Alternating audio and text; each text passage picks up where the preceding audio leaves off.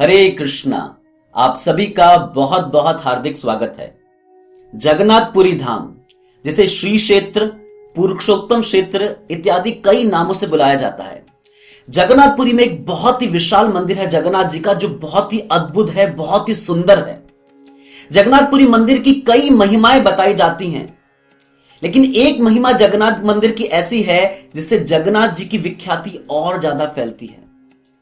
जगन्नाथ मंदिर में प्रवेश करने के कई द्वार हैं, लेकिन जो प्रमुख द्वार है जिसे सिंह द्वार कहते हैं, उस द्वार पर पतित पावन जगन्नाथ जी के एक बहुत सुंदर विग्रह है।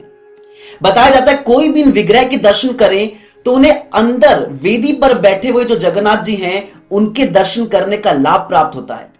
तो आज हम आपसे पतित पावन जगन्नाथ जी की कथा के बारे में चर्चा करेंगे। तो बताया जाता है कि एक भक्त थे जिनका नाम था रामचंद्र देव। ये उड़ीसा के राजा थे, बहुत अच्छे भक्त थे, बल्कि कहा जा सकता है कि राज ऋषि थे, भक्त भी थे और साथ में राजा भी थे। ये जगन्नाथपुरी मंदिर की, भक्तों की और धर्म की रक्षा किया करते थे। लेकिन उस समय ताकी खान ये उस स्थान का सूबेदार था और उनका मुगल साम्राज्य का बहुत बड़ा कंट्रोल था उस समय। तो ये क्या किया करता था, भक्तों को तंग करता था, गायों को मारता था और कोई ना कोई ऐसी तरकीब सोचता था जिससे धर्म को नष्ट किया जा सके। एक बार की बात है कि रामचंद्र देव जब खुर्दा में अपने महल में थे तो ताकी खान ने अपनी सेना के साथ आक्रमण किया और रामचंद्र देव को बंदी बना लिया।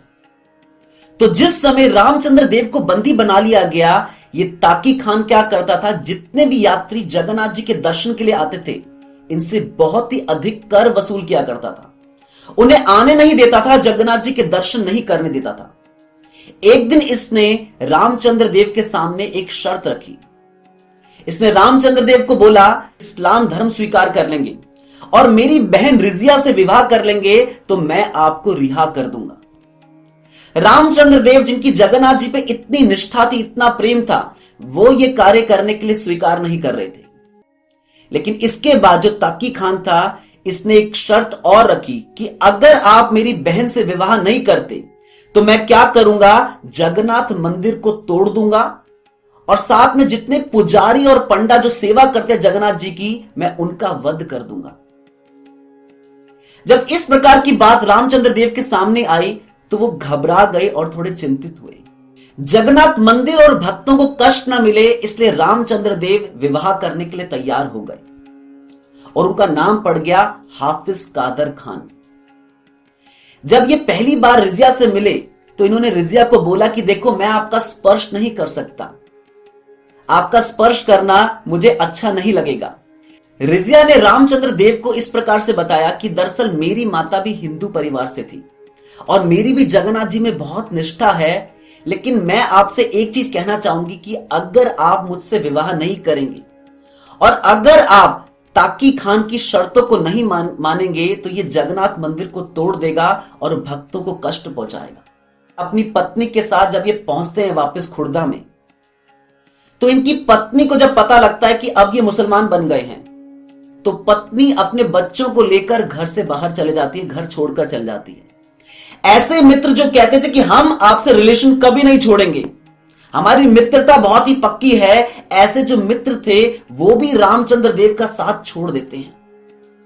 रामचंद्र देव इस समय अपने आप को बहुत ही असहाय महसूस करते हैं, बहुत ही अकेला महसूस करते हैं। बताया जाता है कि रामचंद्र देव, जो कि जगन्नाथपुरी मंदिर के समझ लीजिए राजा थे, उस समय वो कंट्रोल किया करते थे और ये एश्योर करते थे कि धर्म के नियमों का पालन किया जाए।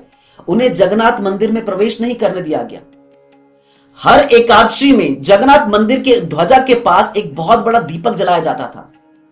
इस दीपक पर स्तुतियां गाई जाती थी, जगन्नाथ जी से प्रार्थना की जाती थी कि हमारे राजा रामचंद्र देव की रक्षा की जाए। लेकिन जैसे ही लोगों को पता लगा, पुजारियों को पता लगा कि रामचंद्र देव ने मुस्लिम धर्म स्वीकार कर लिया है, उन्होंने वे दीपक जलाना बंद कर दिया। क्योंकि रामचंद्र देव राजा थे, इसलिए उनको एक अधिकार था कि वो जगन्नाथ जी के रथ के सामने झाड़ू मारा करते थे, बहुत ही विनम्र सेवा करते थे। यह अधिकार भी रामचंद्र देव से छीन लिया गया। अब रामचंद्र देव मंदिर नहीं जा सकते, अपने स्वामी जगन्नाथ जी के दर्शन नहीं कर सकते, इसलिए बहुत ही दुखी थे। रात के अंधेरे में सिंह द्वार पर आकर रोया करते थे। और जगन्नाथ जी से प्रार्थना करते थे कि आप तो सब जानते हैं, आप तो जगत के नाथ हैं, आप सब जानते हैं कि किस कारण से मुझे यह कार्य करना पड़ा है, आप मेरी रक्षा कीजिए। जब रामचंद्र देव इस प्रकार से प्रार्थना किया करते थे तो एक दिन जगन्नाथ जी अपना सिंहासन छोड़कर सिंह द्वार पर रामचंद्र देव से मिलने के लिए आते हैं, रामचंद्र देव से बातचीत करते हैं और रामचंद्र देव के मन को उस समय शांति मिलती है। अगले दिन पुजारी आकर मेन गेट खोलते हैं और वो देखते हैं कि जगन्नाथ जी के आभूषण, उनके कपड़े, उनके सिंहासन तक फैले हुए हैं। किसी पुजारी को कुछ समझ नहीं आता कि हुआ क्या है, हमने तो अच्छे से सब कुछ बंद किया था।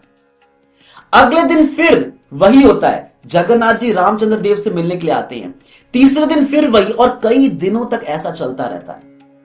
कई दिनों तक ऐसा घटित होने के बाद जब पुजारी जगन्नाथ जी से प्रार्थना करते हैं कि हमें समझ नहीं आ रहा है ऐसा क्यों हो रहा है, तो उस समय जो हेड पुजारी थे, जो सबसे उत्तम भक्त थे वहां पर, उनके स्वप्न में जगन्नाथ जी आते हैं। जगन्नाथ जी इस प्रकार से कहते हैं कि रामचंद्र देव मेरे अनन्य भक्त हैं और आपने उनको मंदिर में प्रवेश ना करके अच्छा नहीं किया।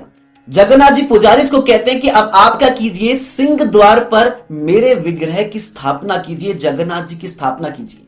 जो भी व्यक्ति जगन्नाथ मंदिर में दर्शन नहीं कर सकते, जब वह मेरे विग्रह के दर्शन करेंगे जगन्नाथ के सिंह द्वार के ऊपर, उन्हें वही लाभ प्राप्त होगा जो उनको गर्भगृह में मेरे दर्शन करके प्राप्त होता है।